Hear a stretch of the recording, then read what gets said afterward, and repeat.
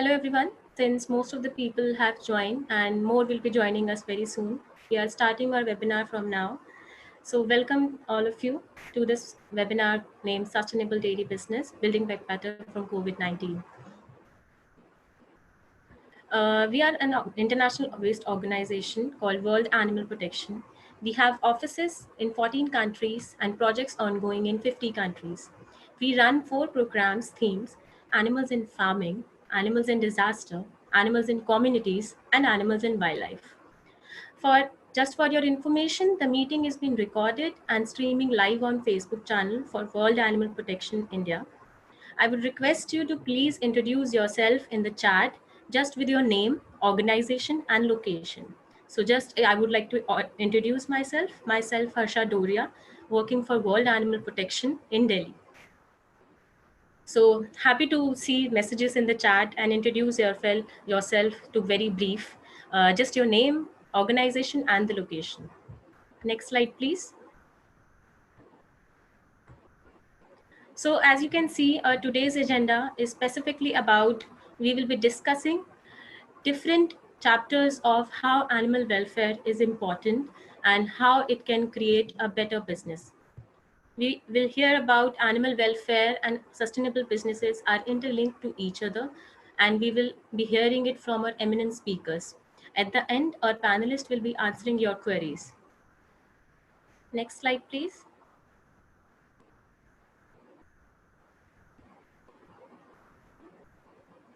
Thank you so much.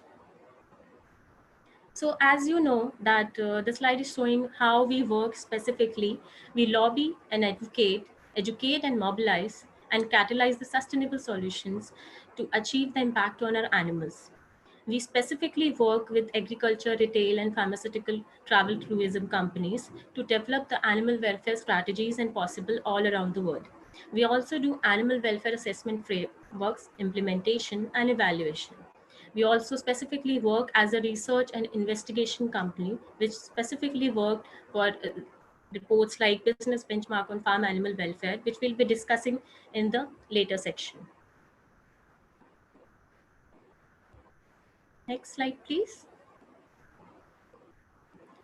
I would like to just guide you for the journal guidelines. Please remove the distractions, keep your phone either on silent or switched off, and make sure your microphone is on mute.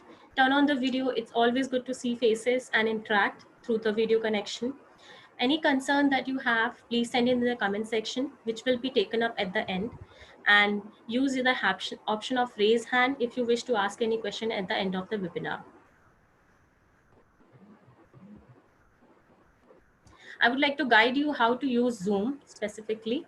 If we start from the muting and unmuting thing, you can mute and unmute at the first section where there is a mic. You can change your virtual background at clicking at the arrow beside the video caption. And also you can chat with everyone or as individual as well while clicking on the participant. You can also rename yourself. If you click on the participants, there will be a dialog box opening up into the right side, and that will allow you to rename yourself. I would like to invite Nancy Clarke, who will be talking about specifically for how we can build a better dairy. Welcome to you, Nancy.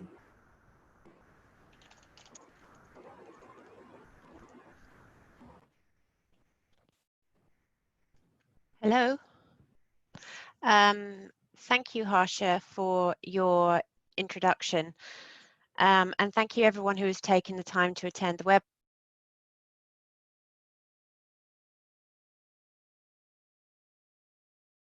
Nancy, we can't hear you.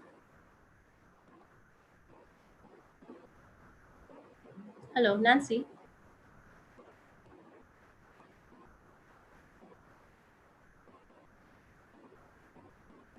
Nancy, you're on mute.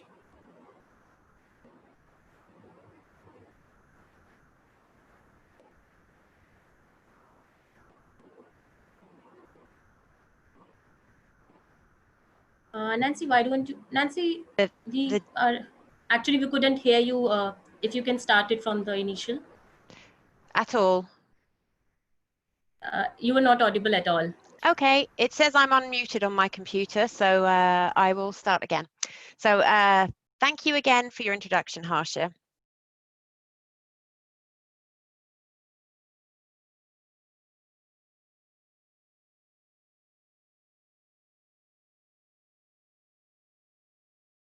Consider all the strengths of the dairy industry in India, and how we can, really future-proof this. So I will be covering a little bit about how World Animal Protection works with companies to improve animal welfare, as well as some of the business benefits of improving animal welfare, and also highlighting the investment potential of animal welfare. So just to start off, I would just like to highlight that World Animal Protection is a global organisation, as Harsha has indicated. We work with various companies across the world to improve the welfare of farm, wild and companion animals.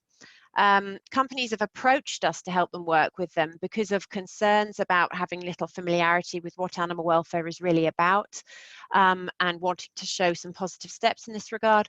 Or it can be that there has actually been, for example, another NGO that has maybe unearthed some concerns about practices on a farm that supplies to a certain company, and the company wants to help resolve this issue and find solutions. So we work in a variety of ways to help companies develop an evidence-based corporate animal welfare approach and to help mitigate risk to their brand reputation. There has been increasing issues globally about companies needing to know where their produce is coming from and the conditions in which it's being produced. Certainly there is increased investor interest in the risks associated with a company not being able to ensure that animal welfare has been safeguarded in its supply chains. On top of this, what we would like to highlight, and the other speakers as part of this webinar will be doing so, is that there are real benefits to improving and ensuring animal welfare is catered for. And it can not only help from the business side of things, so giving the company or the brand the competitive edge, it can help with product quality, integrity, the productivity of animals, and also therefore the profitability. So next slide, please, Harsha. Thank you. So I won't go into too much detail about the actual benefits of animal welfare just at this point. It will be covered later on. But what I want to highlight is that people are increasingly recognizing that there is a benefit to doing something about animal welfare. There's research that was done last year that basically got stakeholders in the livestock industry together from China, India, Vietnam, Malaysia, Thailand, and Bangladesh. And they all, brought up what they considered were the benefits of improving animal welfare. These have included productivity, as I've mentioned, quality, increased revenue and profit, the ability to avoid cruelty and reduce animal suffering, as well as, and rather topically with the situation we are in globally, improved human health and reduced zoonosis and antibiotic resistance issues. Also, the benefits of protection of the natural resources and ecosystem development, the improved human-animal relationship, and improved community livelihoods. So there's really a lot going for animal welfare, and people in the agriculture industries are beginning to really recognise this. So where does this leave us in terms of the current position of the dairy industry in India? So we can consider some challenges and we can consider some opportunities. So again, with reference to the global situation with COVID-19 and this being a pandemic, we know historically that zoonotic disease can incur the economy, both nationally and obviously highlighted with the current scenario globally. I think the COVID-19 pandemic is currently estimated to have an economic cost of 9 trillion, but we're certainly watching those figures because it's obviously still unfolding and growing every day. And this is likely to be most affecting the low and middle income countries. So, we really, to future-proof the industry, a lot really needs to be thought about as much as possible in a broad sense. So the pandemic itself has directly, in the immediate sense, undoubtedly affected the dairy business in India. For example, value-added products, which account for over a third of the organised dairy sector's revenue, are expected to shrink by 2 to 3% this fiscal, reducing operating profitability by as much as 50 to 75 basis points. Additionally, the nationwide lockdown has prevented the institutional sales of these products to hotels and restaurants, which would typically account for almost 20% of the organised dairy segment's revenue. Moreover, logistical challenges and consumer reluctance in consuming cold products during the pandemic has adversely affected sales in the first quarter, which typically would be a peak demand season. So this is just a snapshot of some of the impact. And despite the current situation and concerns, and a lot of troubling facts, there are also some key reasons to be very optimistic and make the most of an opportunity to future-proof the dairy industry in India. And when we have been thinking about, you know, what positions the dairy industry in India well, it's certainly things to do with the fact that it's a more fragmented and livelihood-focused approach to dairy farming, so a less intensified model compared to the industry in some other countries. And this positions India well in that a recent United Nations Environment Programme report has identified, alongside various other factors, that unsustainable agriculture intensification increases the risk of pandemics, and the world is going to be more thinking about how to prevent future pandemics moving on from this point in history. So in order to help make the dairy industry in India more resilient, certainly we found at World Animal Protection that the more companies are being open to working together, there is greater potential to strengthen the industry further for the future. I did mention earlier that animal welfare itself has become more of an investment issue than perhaps it has been explored previously. I am aware that there are announcements in India to enhance the dairy industry, thanks to the Indian government announcing a 2 billion investment. So there are also projections of increases in the export of dairy produce from India. And again, so there's the investment potential, but there's also the importance of animal welfare within trade agreements, which plays out to impact, you know, the ability to export. So really, animal welfare presents a real opportunity to try and address what needs might be met in terms of to secure investment and to be able to export. With what we now know about unsustainable intensive farming systems increasing the risks of pandemics, it is important to remember that better animal welfare can help dairy producers to generate more milk and of better quality, and that investors can be increasingly aware of the risks of financing in intensive farming operations. So I think you know, India is in a good position in this paradigm of the intensivity of the dairy farming. But the importance of going up to the standards of other countries in the dairy sector has been noted, as you will see. If we could go back to the previous slide, sorry, Harsha, thank you, has been highlighted, and standards of other countries such as New Zealand have been pinpointed.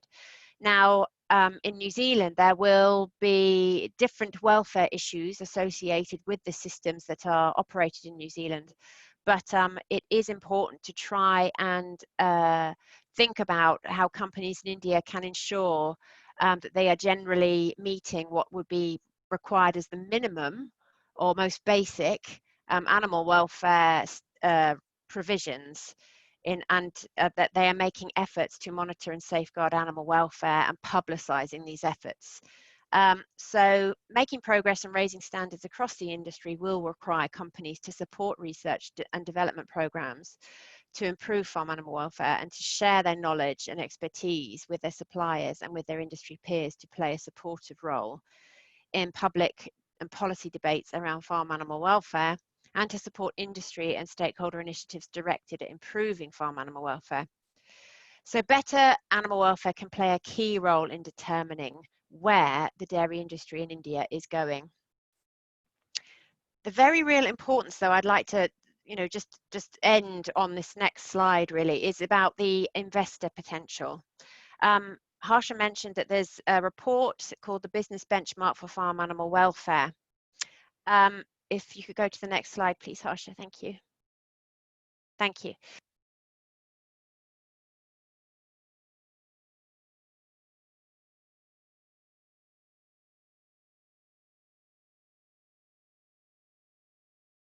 150 global food companies on farm animal welfare standards across 6 tiers. So tier 1 is at the top, and it shows leadership in animal welfare, whereas tier 6 is at the bottom. And basically, if a company finds itself ranked in tier 6, it's because it's not taking action on animal welfare.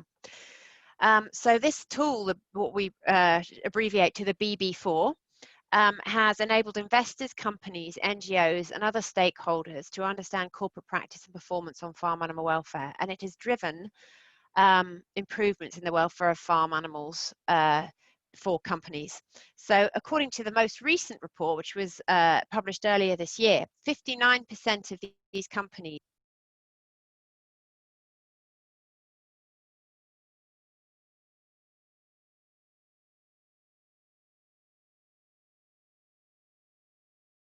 Nancy, we couldn't hear the last part actually. Hello.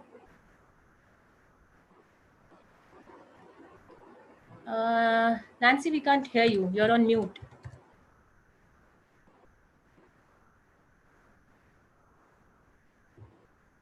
Hello, Nancy.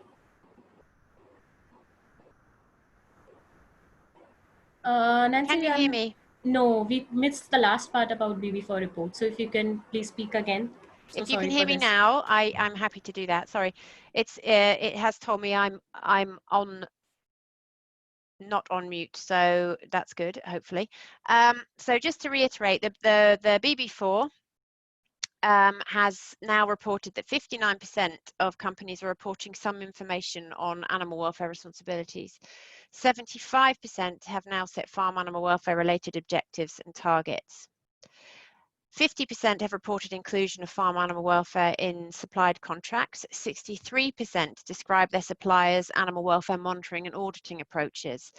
43% are working with others to advance farm animal welfare through the provision of employee training in animal welfare. 42% report on internal controls for managing non-compliance with their farm animal welfare policies. Additionally, taking on board these facts, there was recently a webinar that concerned investment in Indian agriculture and the opportunities.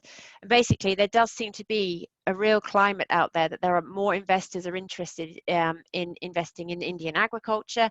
And to date, I believe that it's just 3% investment from international companies in Indian agriculture. So there's a real opportunity here for the dairy industry to become better able perhaps to sell products to other countries and to really maximize the visibility they have in terms of being concerned about animal welfare and safeguarding this. There are specific questions in the business benchmark for farm animal welfare concerning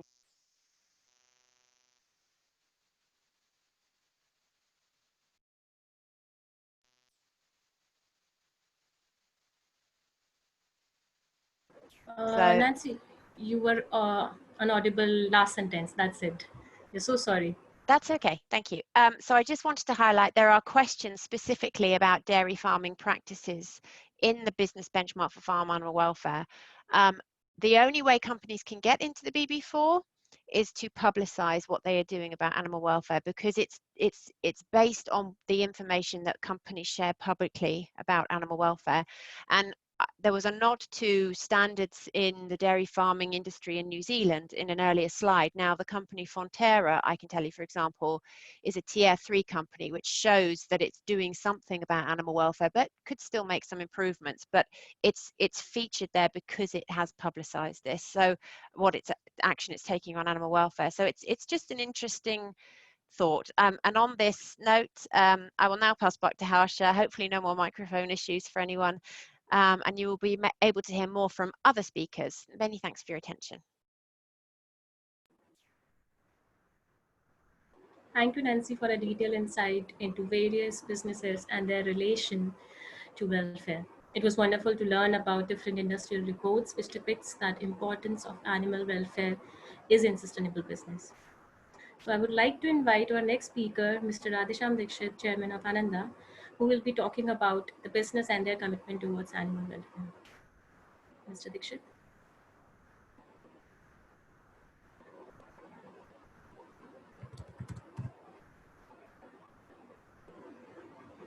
Mr. Dixit, you are on mute, so you have to unmute yourself. I have made you co-host.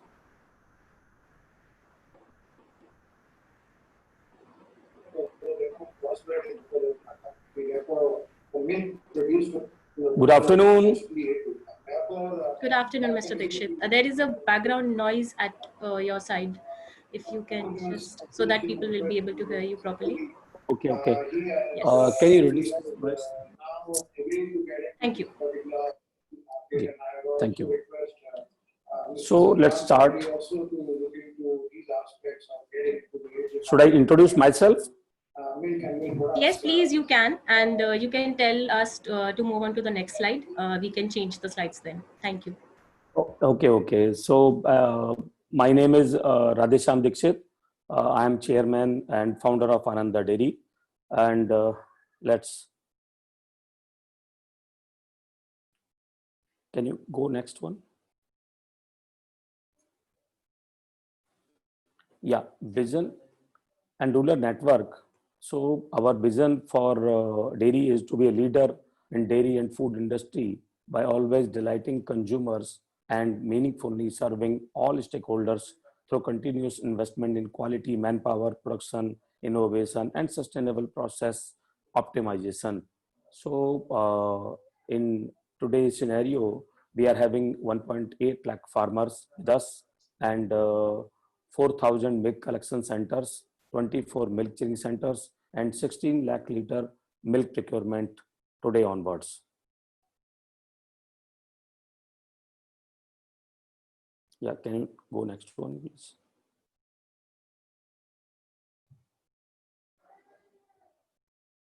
Next slide, please. Yes, our commitment to animal welfare, yeah, we are commits not to sourcing from urban and peri-urban dairies because in urban it's not so much arrangement for animals. So we prefer always to go for the rural area. We will make farmers aware regarding importance of shade, shelter and comfortable bedding for the welfare of cattle.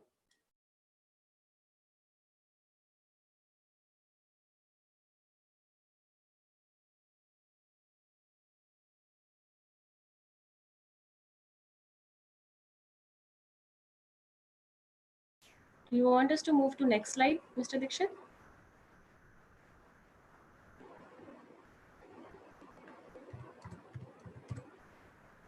Mr. Dixit, can you hear me? You are on mute, Mr. Dixit.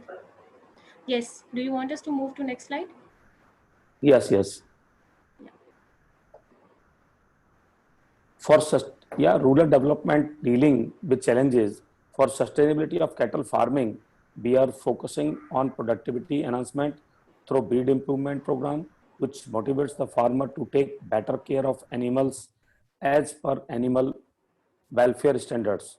We have more than 100 AI paravets under the supervision of experienced veterinary officers who have who ensure that all the animals remains healthy and disease free with regular veterinary help. Capturing the data through digital mobile app for analysis to monitor the scope improvements as per our commitment. We are providing and as well as promoting high quality balanced cattle feed for productivity health of cattle by making feed supplement available at doorsteps of the farmers, organizing awareness program at village level, sharing why 24 hours by 24 hours access to clean water is necessary for all cattle. The next please. better management of cattle, we do aware program for the farmers regarding best practices of cattle farming with emphasis on basic minimum requirements as per animal welfare, providing dewormer for cattle at farmers' doorstep to avoid occurrence of any disease. Vaccinations of FMD are provided on regular intervals. We organize, identify and health camp for the cattle on regular basis. Yes. And key challenges, there is low yield cattle availability of green fodder, and third is lack of awareness among farmers regarding best practices and technology for animal welfare to improve productivity and fertility.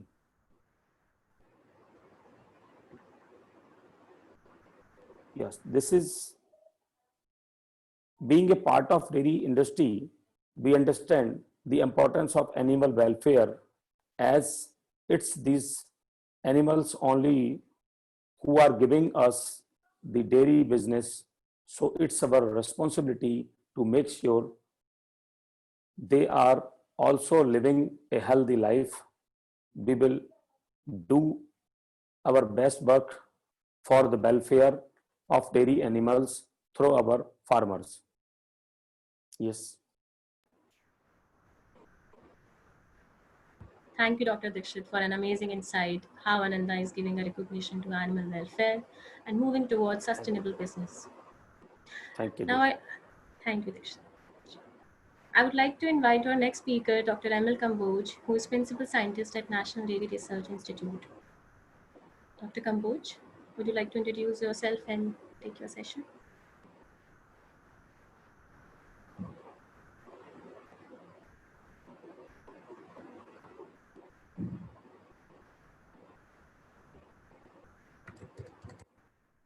You're on mute, Dr. Kamboj.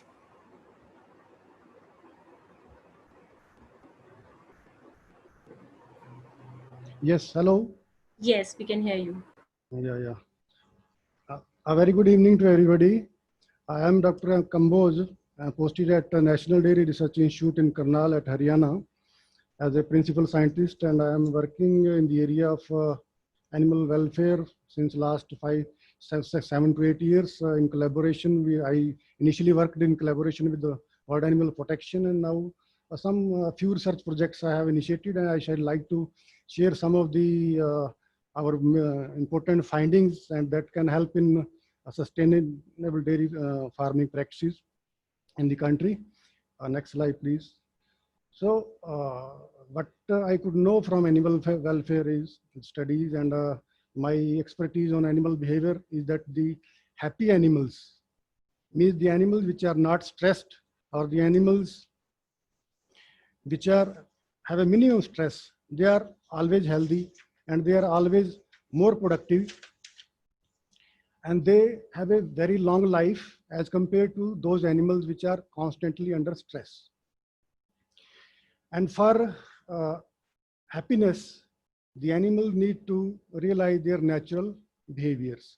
Apart from good feeding, good housing, good health cover, which are necessary for having any viable dairy farming, but the ability to express natural behaviors is a fourth principle of animal welfare, and it comes under the fifth animal freedom.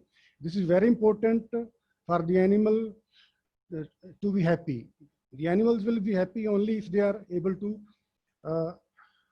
realize their natural behaviors. And what we have learned from the study of animal behavior is that the cows and buffaloes, which are the major dairy animals in India, they are herd animals, means they like to live in groups, heterogeneous groups of males, females, as well as their the co-species.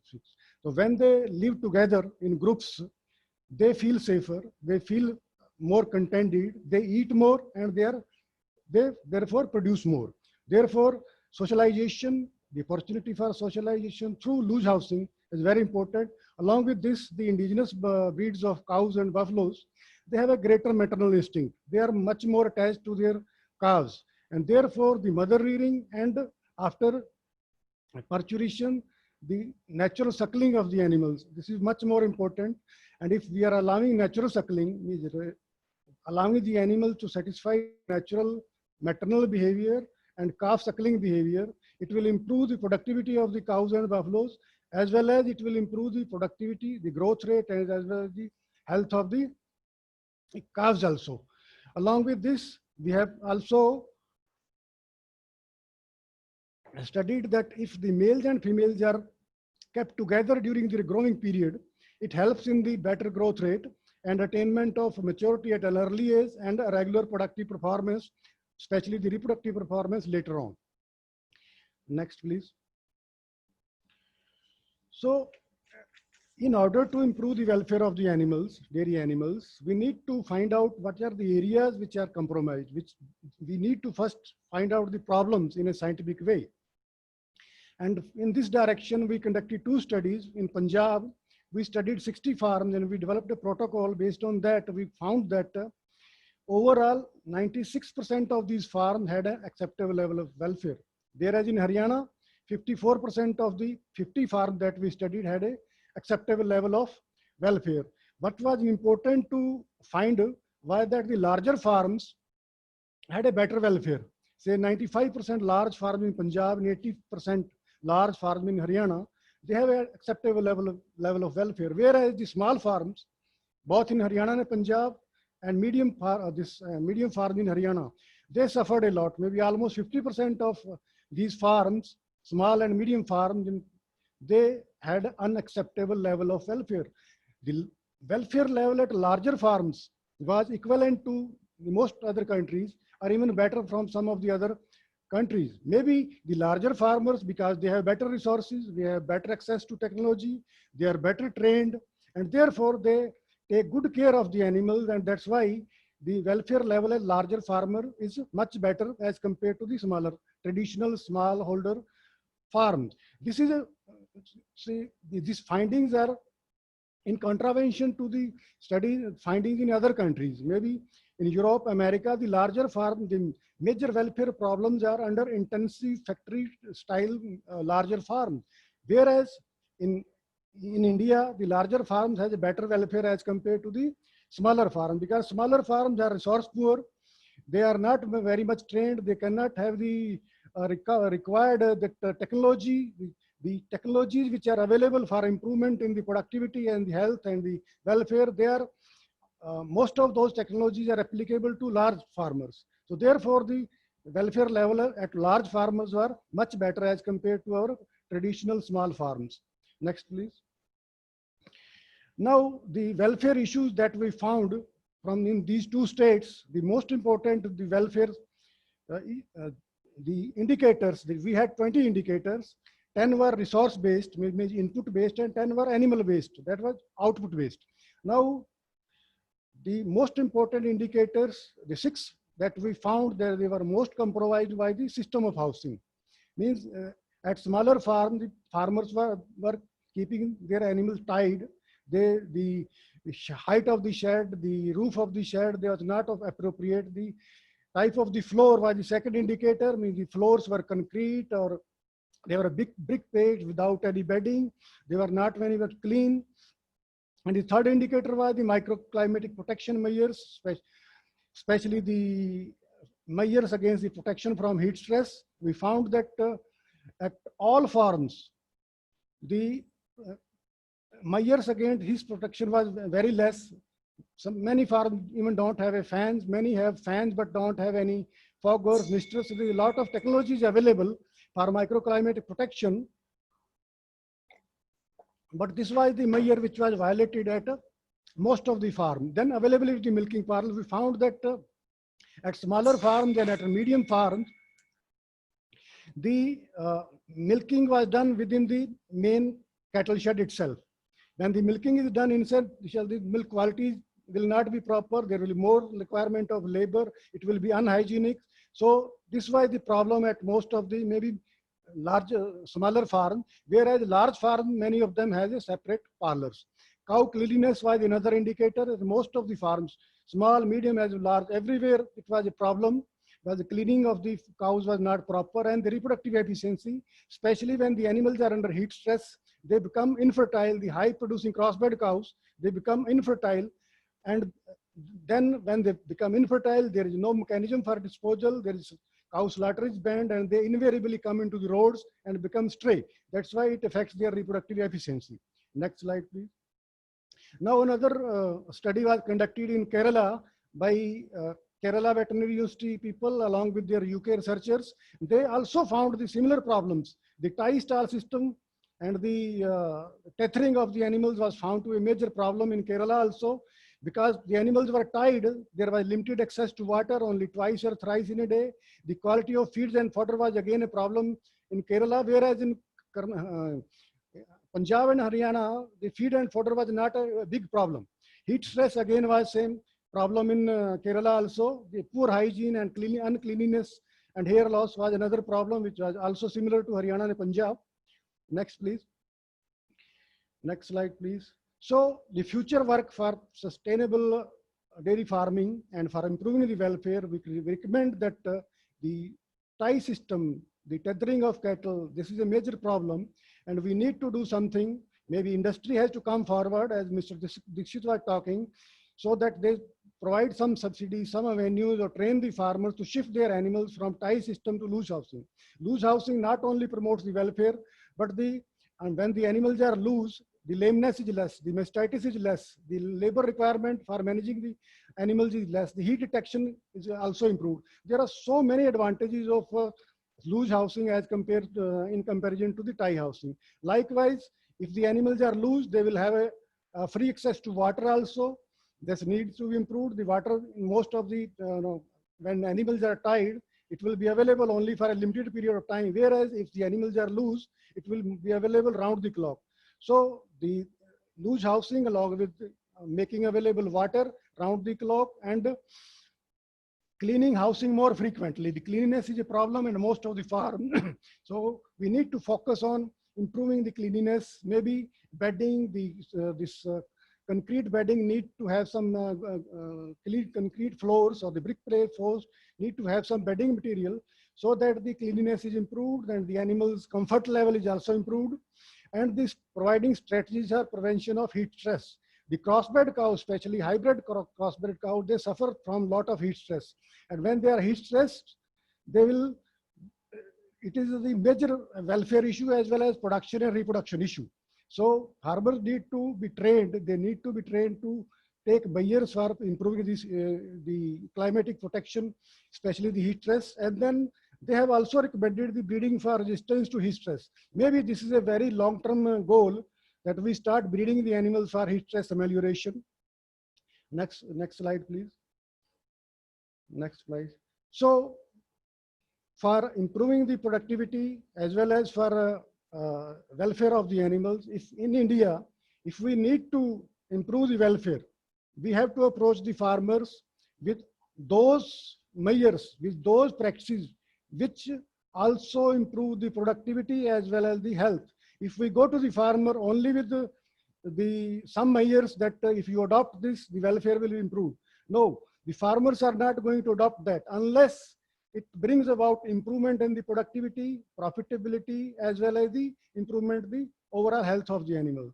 So therefore, the real impact on the improvement of the welfare as well as improving this profitability and sustainability of the dairy farming will result if we link the welfare with the price of the product, price of the milk. Farmers at present in India are not getting any advantage if they manage the cows in a better way. They keep the cows under high level of welfare. So welfare level has to be linked with the price if we want to make a big real impact on the welfare in a long run. Thank you very much.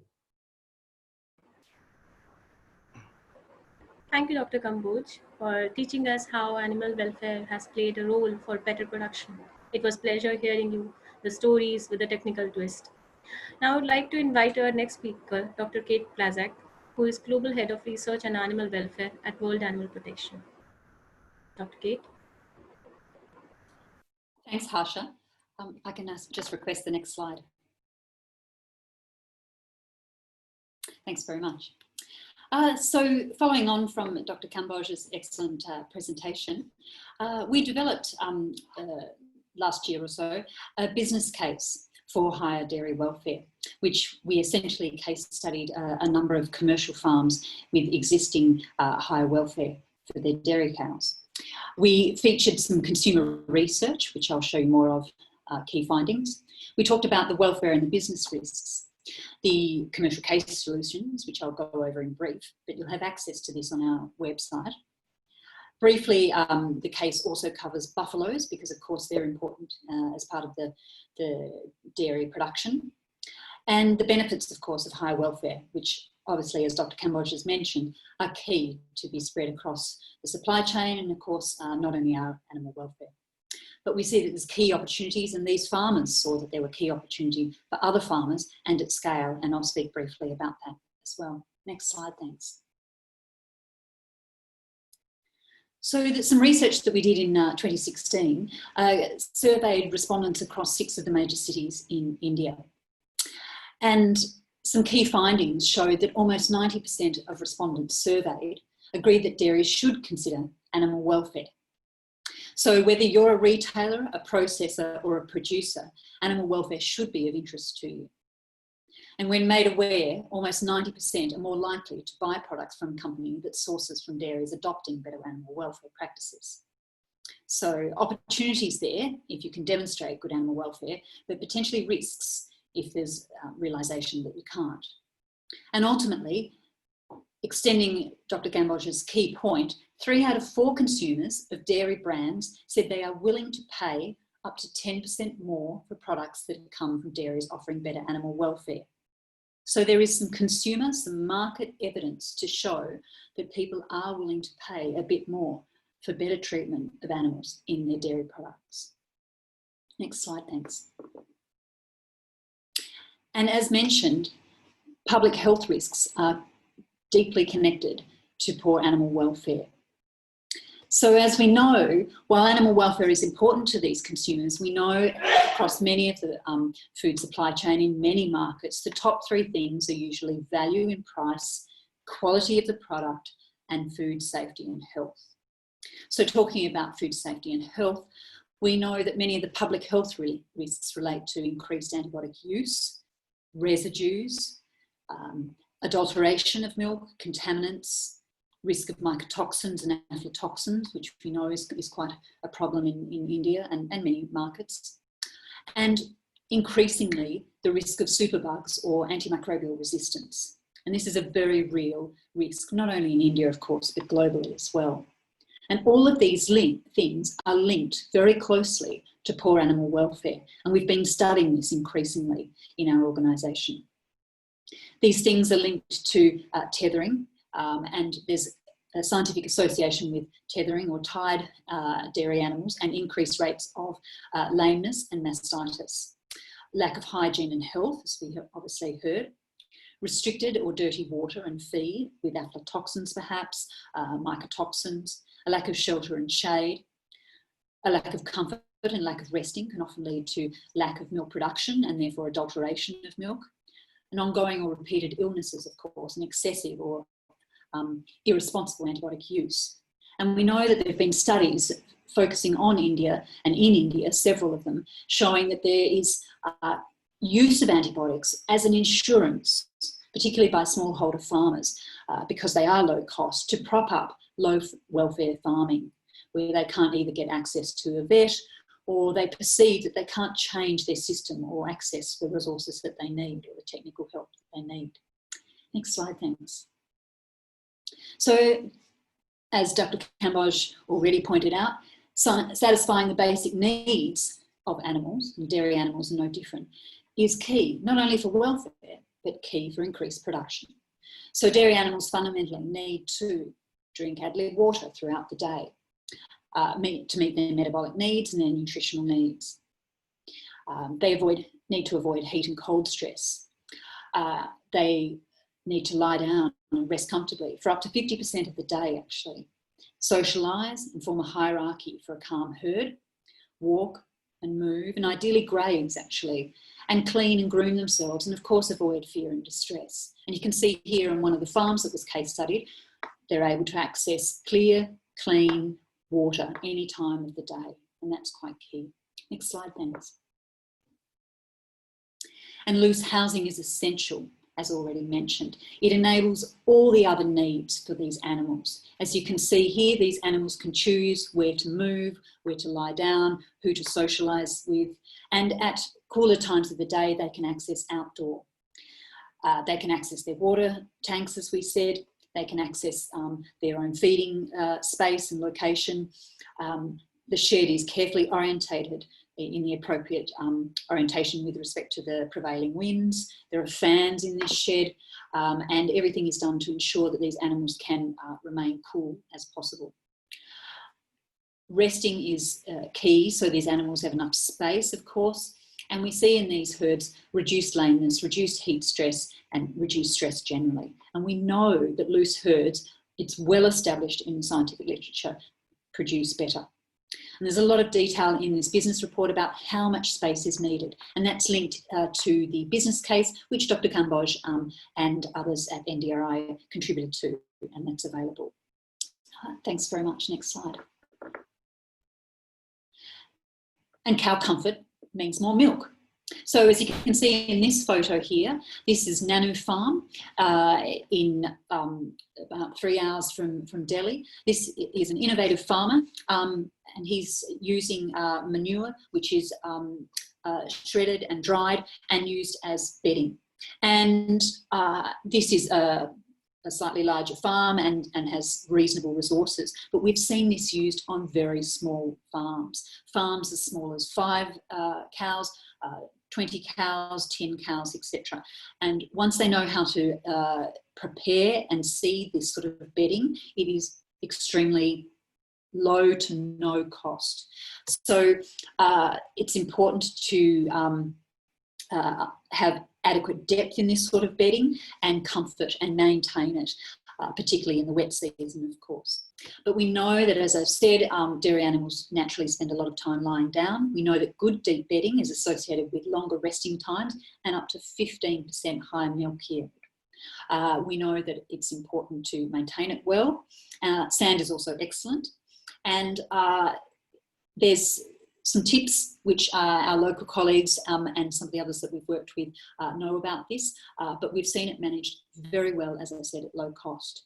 And this farmer will attest, as is quoted there below the photo, that it's really important to keep your cows comfortable and clean. Next slide, thanks. Similarly, keeping them cool, as also mentioned, to prevent heat stress, but as others have mentioned, also to enhance fertility. Now, this farm has space and resources to have a wallowing pool for use at times during the summer. But again, very low cost investment and sprinklers or misters can be used.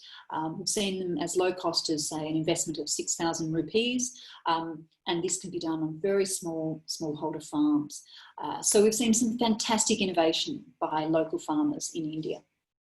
And we know that we've also seen, and there's figures in this report, where they've seen better conception rates, reduced pregnancy loss, and we know that also, of course, not only buffalo like to wallow, but cows really enjoy it as well. The only tip, of course, is not to let them wallow within an hour after milking, because, of course, the aperture of the teats haven't quite closed yet, and that can be a risk for mastitis. Next slide, thanks.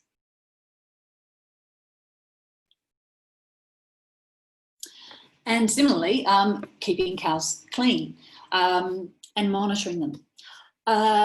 One thing that we did partly with these farms, and it's mentioned through the report, but also with other smallholder farms, is we used a framework called a shore well. In many of these slides and in much of this presentation, we've talked about the inputs. Do these things, provide these things for cows, and their welfare will be better. In a shore well, it's about measuring the welfare outcomes. Animals less lame? Are they cleaner? Are they actually behaving with less fear? Are they having less infection? All those sort of things. Actually observing the cows to see how their condition and their welfare is. And this is quite important. And there are some simple things that can be done. Body condition scoring, of course, simply looking for lameness after milking twice a day, and looking for cleanliness of cows. We know that there's a direct link with how clean cows are and the rates of mastitis and lameness as well.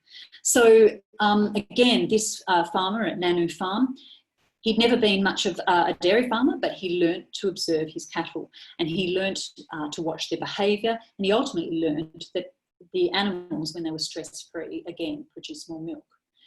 But all the farms that we'd case studied, and many more, demonstrated that they saw fewer infections, and of course then reduced costs for their veterinary bills and reduced use of antibiotics. So it's really a win-win situation when improving animal welfare.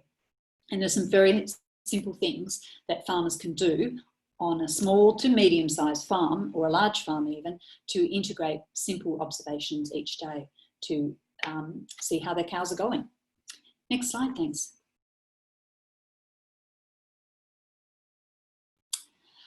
So in summary, on that as well, some simple innovations on this farm, a foot bath, obviously teat sprays to prevent mastitis.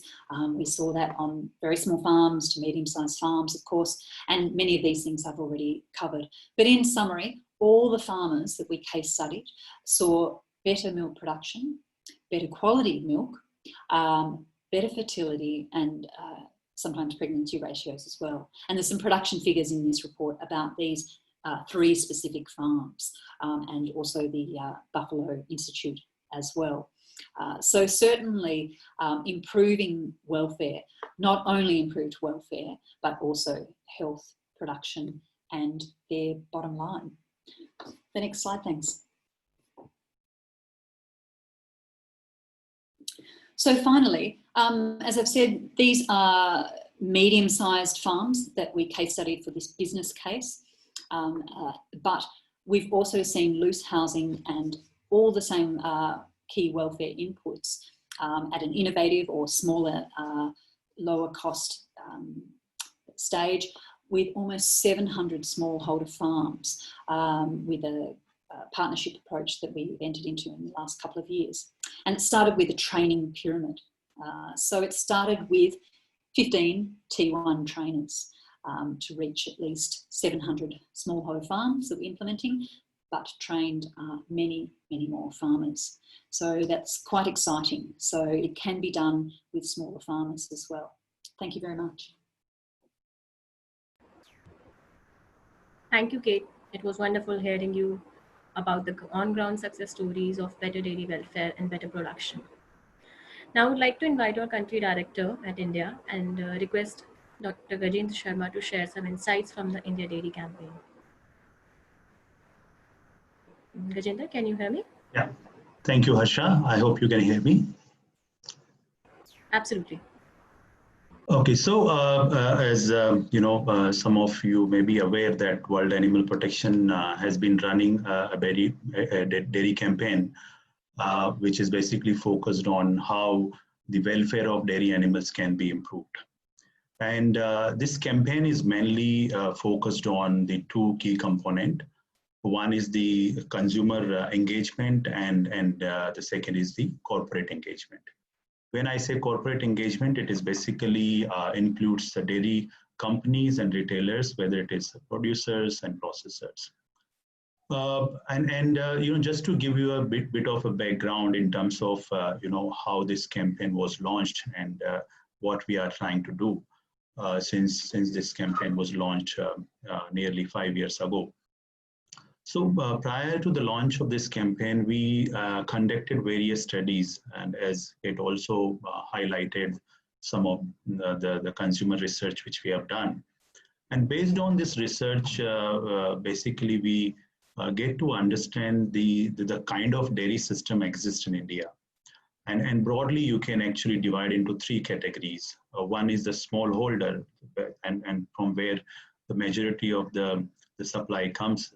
And then there are commercial dairy farms. And those are very small in number, but that's something which is quite new type of dairy system is coming up in India. And then there is dairies exist in cities, which we have classified as urban and peri-urban dairy. So based on the assessment, we found that the situation of animals in all these kind of system have some or the other animal welfare issues, and that there is something needs to be done. Wherein urban and peri-urban system is worst in terms of welfare of condition of animals, and what can be done. So that's how this campaign was designed and developed. And as already shared by fellow speaker about that, what the consumer really feel about the animal welfare, and as it was mentioned that nearly 90% of the people surveyed agreed that animal welfare should be considered by dairy companies, and then there are people who is willing to pay even more, and the preference would be the product which is basically sourced from high animal welfare practices.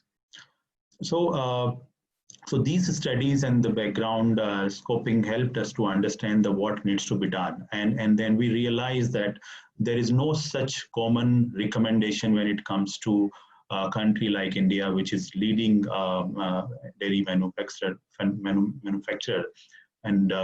number one in dairy production. And when I say that there is no clear guidelines, means that there is no standard per se when it comes to the animal welfare. So we worked very closely with National Dairy Research Institute, NDRI Karnal, and with Dr. Kamboj and his other colleagues to come up with a national dairy code of practices for management of dairy animals in India.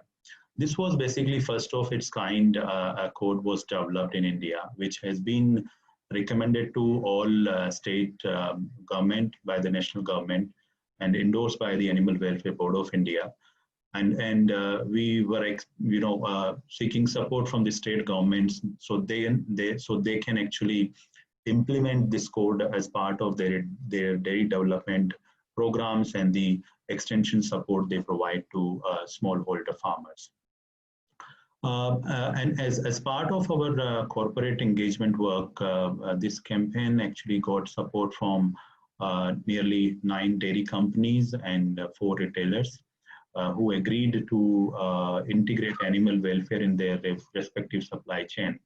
And like Mr. Dixit was talking about how Ananda is doing, in addition to these companies, we have also worked with companies like Nestle, Unilever, and Abbott Nutrition on dairy animal welfare issues. So there is a growing interest, and I think there is a huge opportunity for the companies and industry to integrate animal welfare in their supply chain. On the consumer front, when it comes to the public engagement and consumer engagement, we are doing various online and offline activities and received quite good support from people. And so far we have got around 250,000 people supporting this Better Dairy campaign. So, we can see that there is an interest among consumers to know more and help animals and how they can actually contribute in dairy animals to improve the dairy animal welfare. At the same time, the corporates is also interested and they are trying to see that how it can benefit the dairy industry. Next slide, please. So on consumer engagement, as I mentioned, we are doing various offline and online activities. These are some of the the images you can see here, where we have conducted various offline activities in Delhi to interact directly with people to basically make them understand what is basically the issues of dairy animal welfare. And how actually they can contribute to make it better, and these includes direct interaction, a lot of interaction with the school children when there are events taking places in schools and other marketplaces, in addition to the online engagement.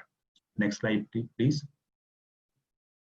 So, so if I summarize it in a what we are actually expecting from companies to do when it comes to the dairy animal welfare.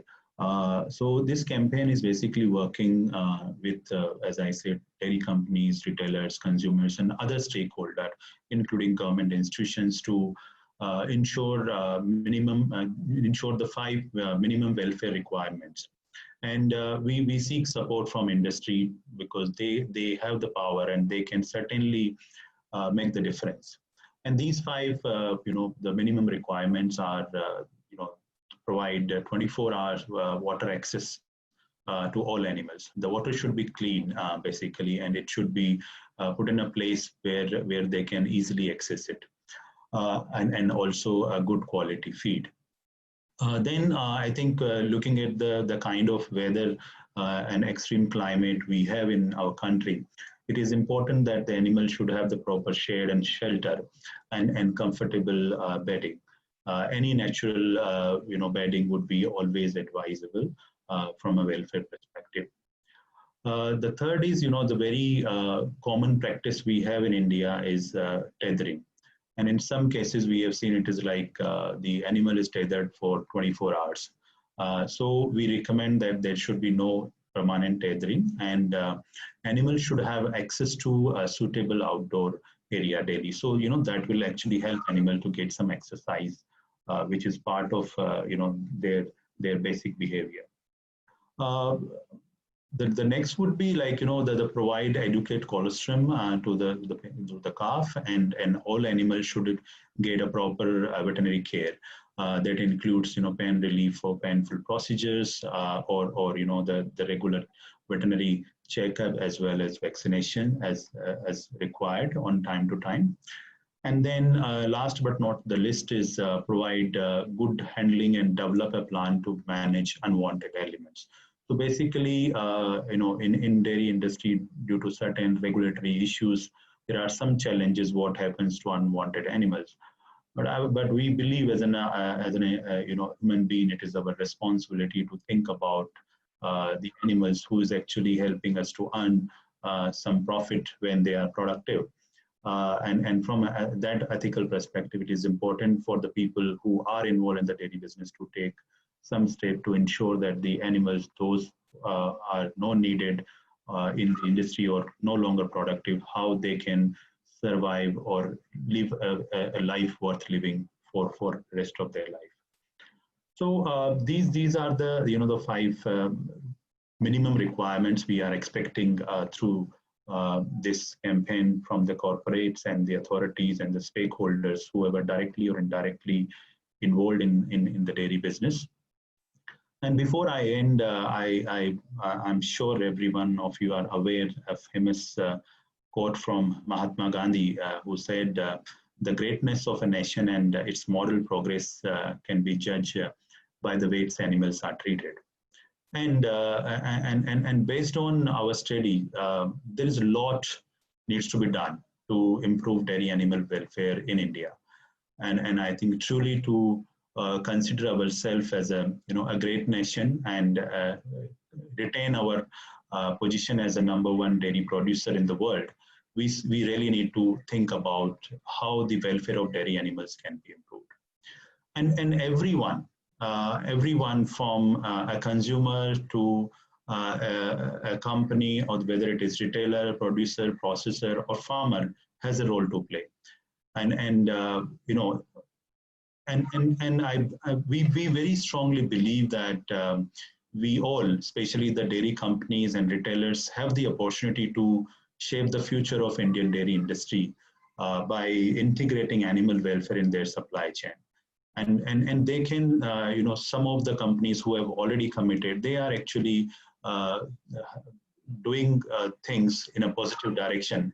And there is an opportunity for them to be a champion in this particular area, to guide other companies and maybe have some sorts of forum within the industry who continue to champion and promote and talk about how the welfare of dairy animals can be improved.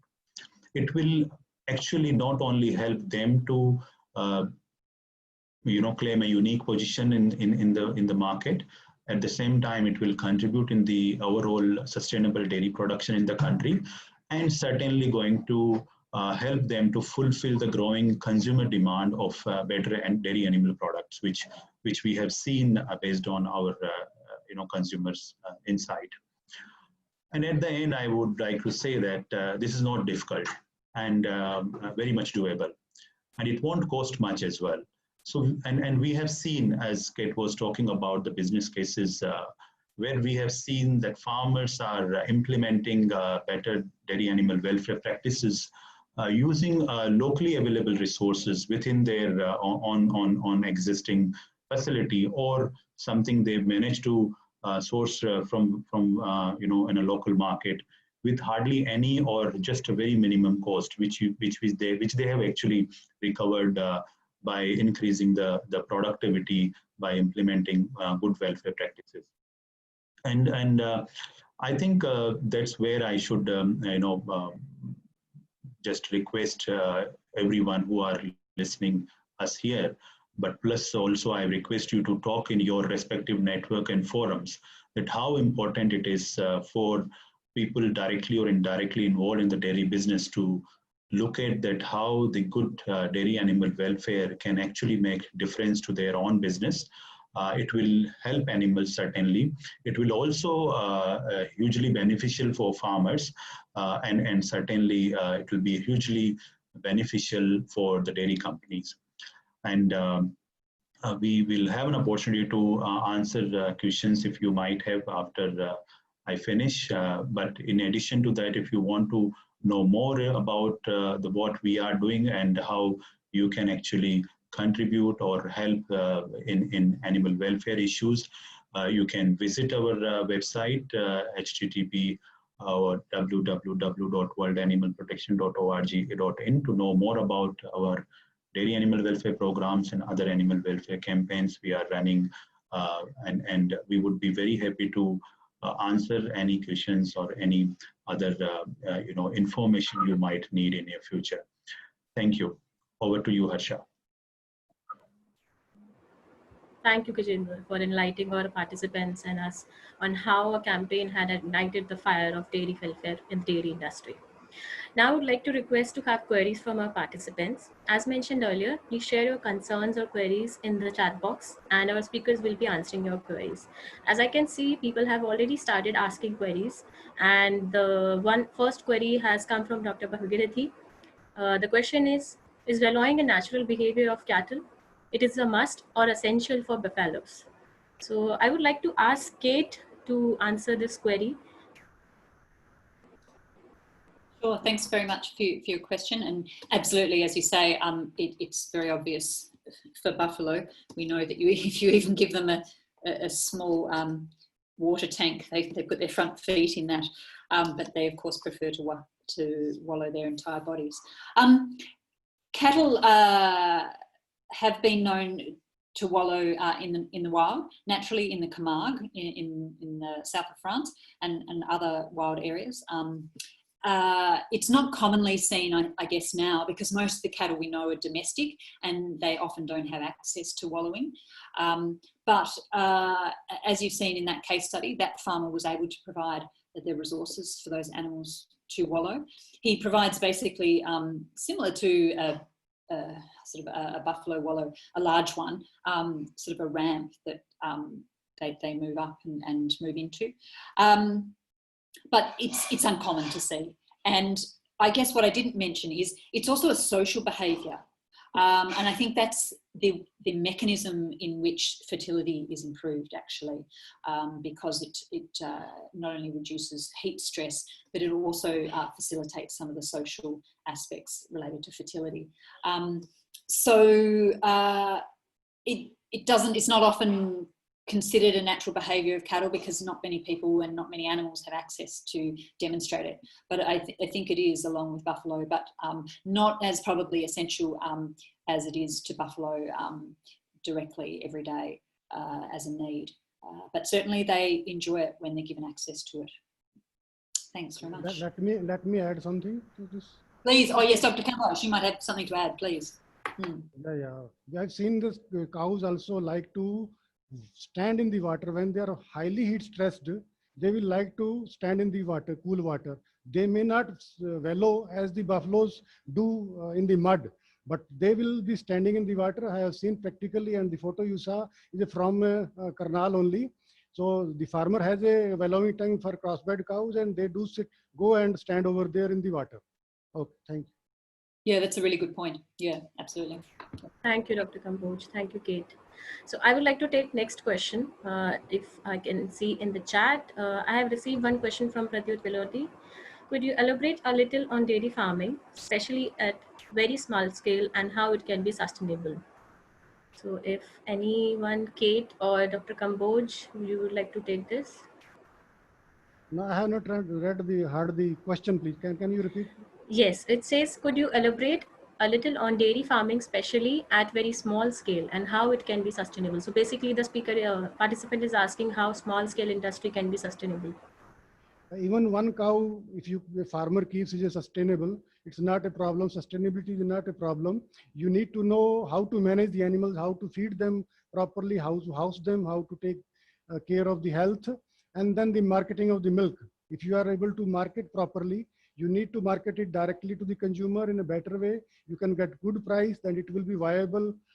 Even at a very small scale also, the most profitable, even the studies have indicated, are the farms which are zero input farms. Means the smallest farmers, because they are not investing a lot of money into the dairy. Therefore, it's much more profitable at smaller level. If you know how to manage the animals and feed them well, they could take good care of them, it can be made very sustainable. Thank you, Dr. Kamboj. The next question is also directing Dr. Kamboj. It's specifically asking about how the animal welfare will be improved in hilly areas where land is less for open areas and animals are always tethered. If Dr. Kamboj and yeah. Please. Yeah, in hilly areas, it is mostly the extensive production system that exists in India. The animals, the cows, as well as buffaloes, sheep, goat, all they go for grazing. So when the animals are let loose for grazing, it's most of its welfare is in itself is taken care of. Apart from, you need to have a good feeding. Maybe you need to make for supplemental concentrate feeding in a stall-fed condition. Along with that, if the animals are going for a grazing, then I think their feeding is taken care of. And if housing will definitely be a problem, especially in the very high temperate altitude areas, the farmers need to make a good closed house when they are in higher altitude, especially when there is snowfall and very cold temperature. So housing there need to be improved, and the stall feedings of concentrate mixture along with the access for grazing. These are the ways in which we can improve the welfare of the hill cattle. Thank you, Dr. Kamboj. I hope the query is answered. Mr. I'm sorry, I missed the name. So the next question is coming up from Mr. Kumarish. The question is, how can we implement a welfare audit of dairy farms? Yeah, Harsha, maybe I can say something that others can add. There's two ways you can audit or you can integrate. The first is the inputs.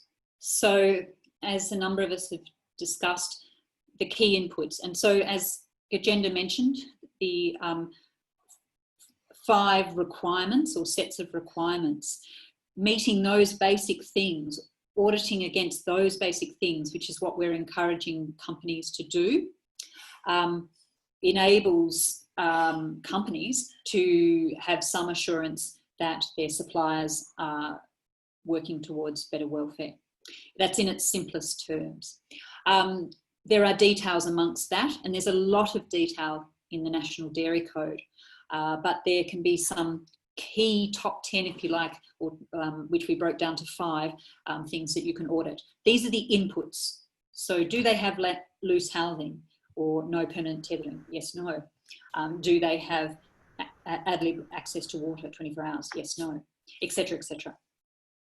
And then there are existing templates called Assure Well, and I'll put the name in the chat for you, which have a structured welfare outcome assessment sheet that can be easily guided. It doesn't take very long. As I said, we did that for all the case studies, plus many additional other case studies, smallholder or largeholder.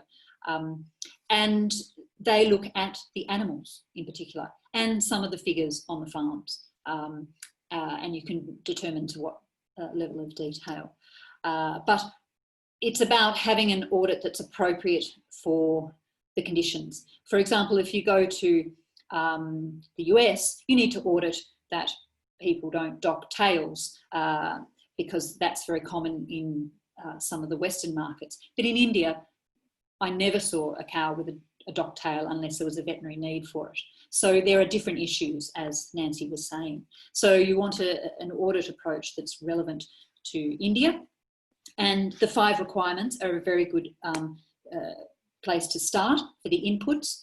But if you're a vet or you're looking at periodically also actually checking in the field for the welfare outcomes, how are the actual animals doing as well, then the AssureWell provides a very nice template as well. And I'll put that into the chat. Thank you, Kate. Thank you so much. So there is one question specific to India, if we say. I would like to read the question. It's from Mr. Sikandar. The question is, do you think India with such a large population would be more concerned about animal welfare rather than fulfilling their own demands, increasing demands? So if Gajender, if you can answer this question, since it's specific to India and talking about as a whole.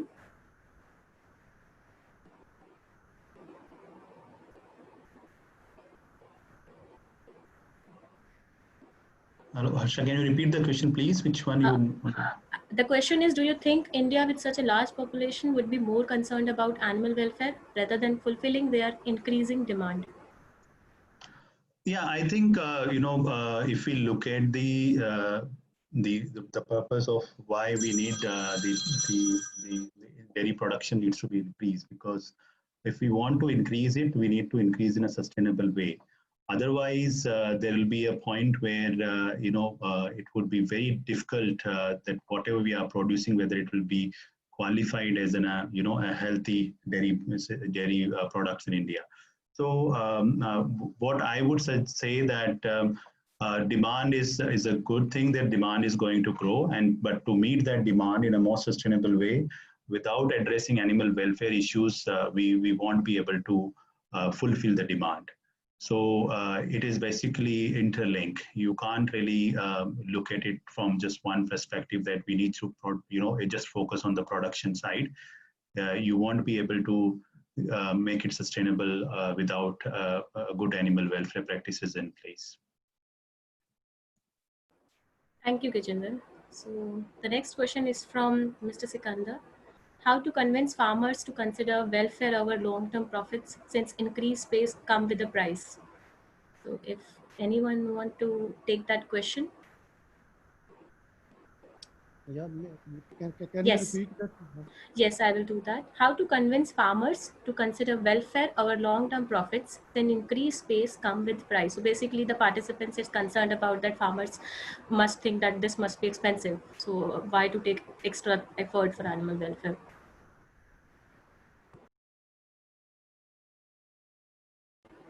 You're on mute, Dr. Kamboj.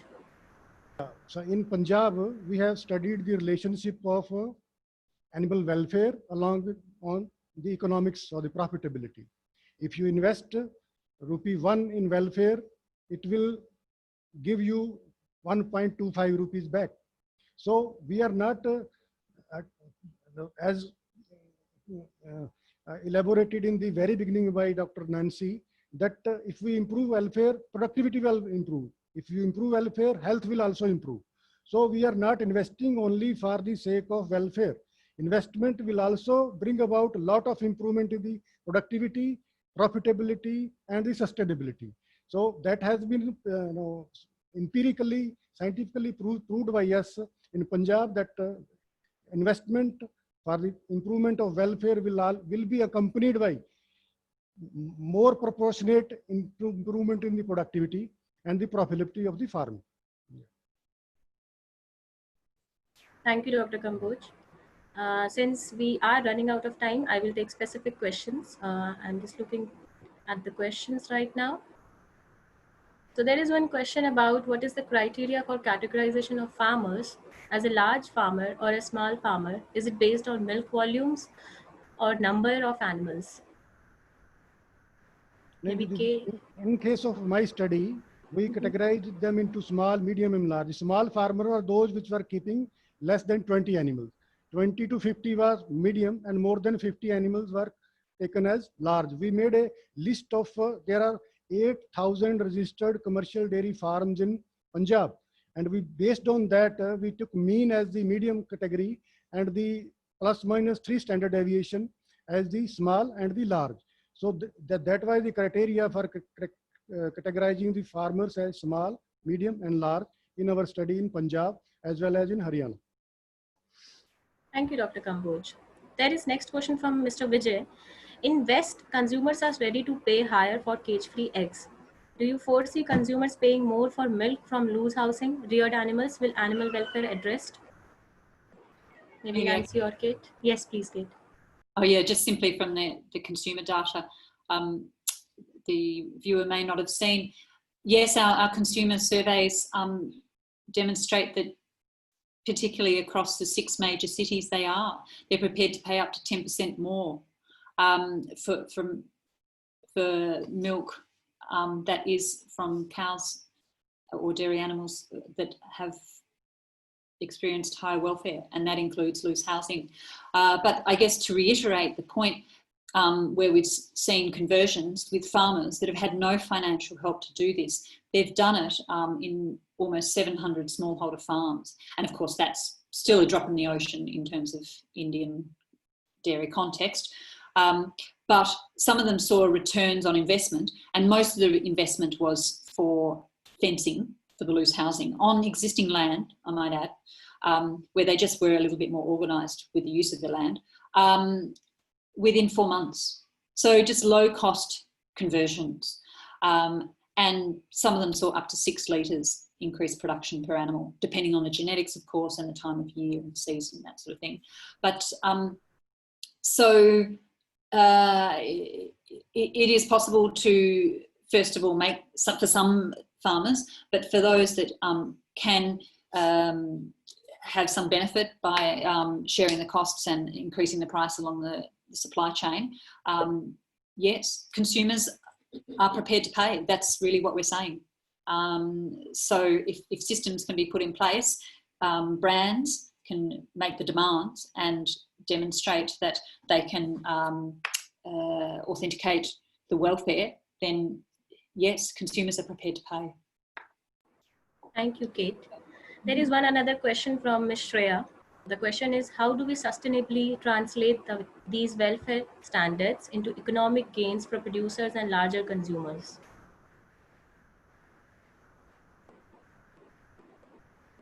So maybe Kate or Dr. Kamboj, if they can take up. How can we sustainably translate the welfare standards into economic gains for producers and larger consumers?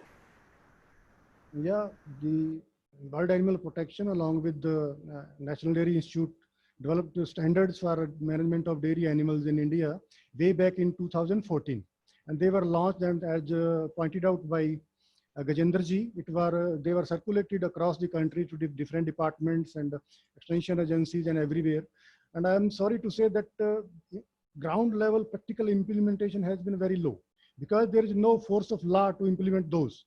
Farmers are just, we are advising them, but actual ground level implementation is very, very small.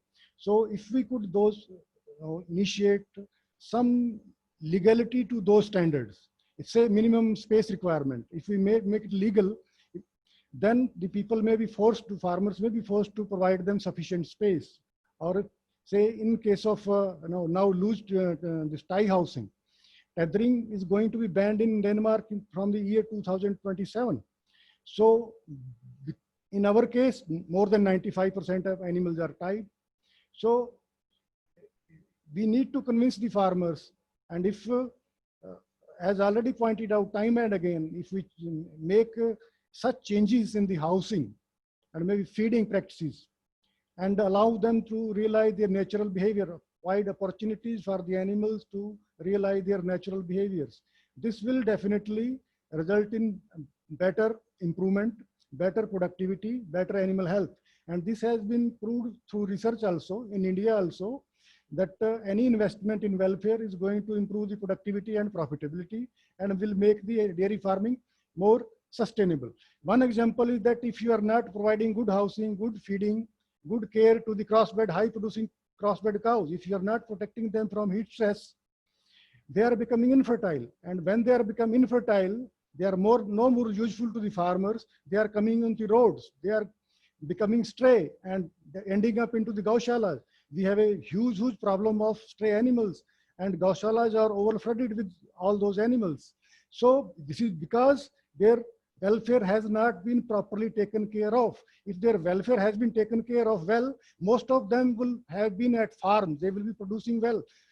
So therefore, any investment in welfare will definitely bring about more profitability and more sustainability. Thank you so much, Dr. Kamboj. There is one another question. I have taken it from the Philippines. It says more than 80% of milk is being sold through unorganized sectors. So what should be the strategy to increase the organized sector? Just a quick note on that, Harsha, but this is really something for our India colleagues. Just to follow up, on the India Dairy Code, there's a lot of work that went into that, and it's very detailed. And I guess what World Animal Protection sought to do after a while is to try and distill that down to originally sort of 10 things and really now 5 requirements. And that's where we've got to try and make it as simple as possible for companies and farmers. There's still the detail that we refer to in the code as a very good reference. And I would agree that some things do ideally need to be legislated. But we sought to try and make it as simple as possible for those and for companies to commit to, and so that it was something that also producers could grasp. And that's, I guess, where I think we've had some success in some work we've been doing over the last 2 years with some companies. But I'll leave the sector aspect to others, because that is a significant challenge. But I just encourage those brands and companies that do have an organised or more organised supply to lead the way, because where you can be more accountable, and you hope that you can have a more traceable and accountable supply to your consumers, I would think that's the goal, that this is a great opportunity for you to add value and responsibility to your consumers. Thanks very much. Thank you, Kate. There is one more question from Dr. Prasanna. It is about, can Indian cow's milk be exported as desi cow's milk and improve local cows' farmers' livelihood? So basically the question is related to that we promote Indian cows, and so the livelihood of farmers can be increased. Maybe Dr. Kamboj, would you like to take this question? So if we see the international market, their milk is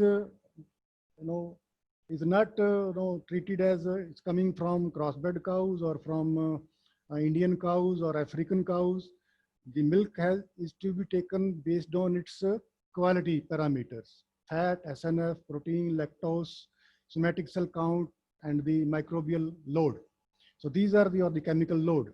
These are the criteria on which the international market milk will be selling.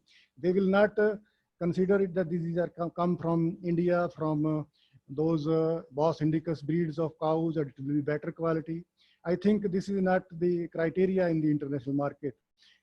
We can sell maybe it as a organic. If it is certified organic, then I think it has a chance to be sold in the international market. Otherwise, milk will be sold based on its quality parameter and nutrition and quality, not from the type of animal from which it is coming. Thank you so much, Dr. Kamboj. As we are out of time, we will be closing this session, and you can surely send your queries to link to our website. You can send it to me. You must have received a mail from me, myself, Harsha Doria. And it was a pleasure to all you have. Specifically, I would like to thank the participants who have taken their time to join this webinar, and to our speakers who have given and enlightened us specifically with their how they're linking animal welfare and sustainable business.